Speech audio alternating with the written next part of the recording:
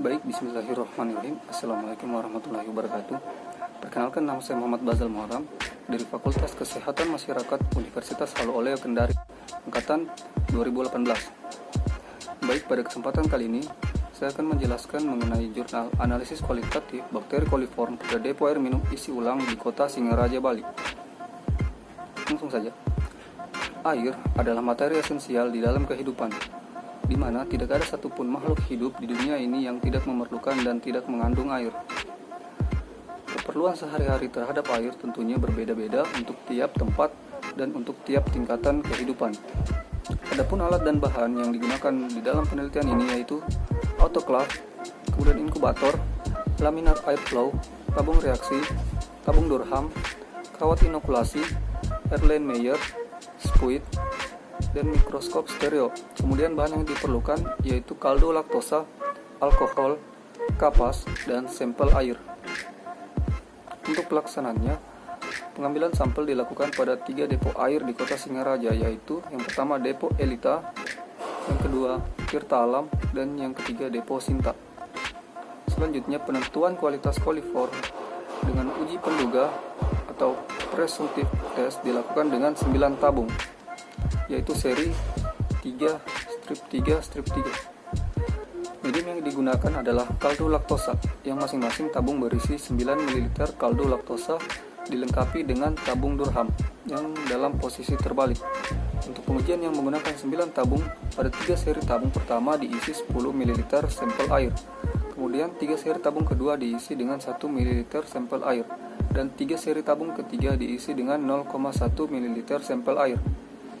Semua tabung reaksi kemudian diinkubasi pada inkubator pada suhu 37 derajat Celcius. Setelah masa inkubasi 1-2 kali 24 jam, diamati terbentuknya gas atau gelembung udara pada tabung Durham atau media menjadi keruh.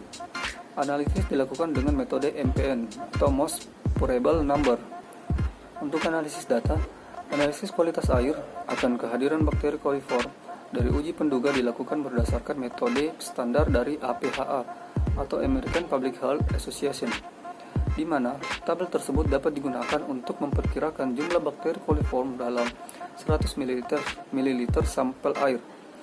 Pembacaan hasil uji dilihat dari beberapa tabung uji yang menghasilkan gas dan asam. Hasil yang positif, asam dan gas dibandingkan dengan tabel MPN atau JPT. Data dianalisis secara kualitatif dan kuantitatif. Data dari contoh-contoh air minum isi ulang setelah dianalisis di laboratorium mikrobiologi akan dibandingkan dengan Permenkes nomor 416 tentang syarat-syarat dan pengawasan kualitas air dan ketentuan yang dikeluarkan oleh Dirjen Pengawasan Obat dan Makanan atau POM tentang batas maksimum cemaran mikroba dalam makanan. Kemudian, dari hasil pengujian di laboratorium didapatkan pada 3 depo air minum isi ulang yaitu depo Elita, depo Tirta Alam, dan depo Sinta tidak terbentuk gas pada tabung Durham.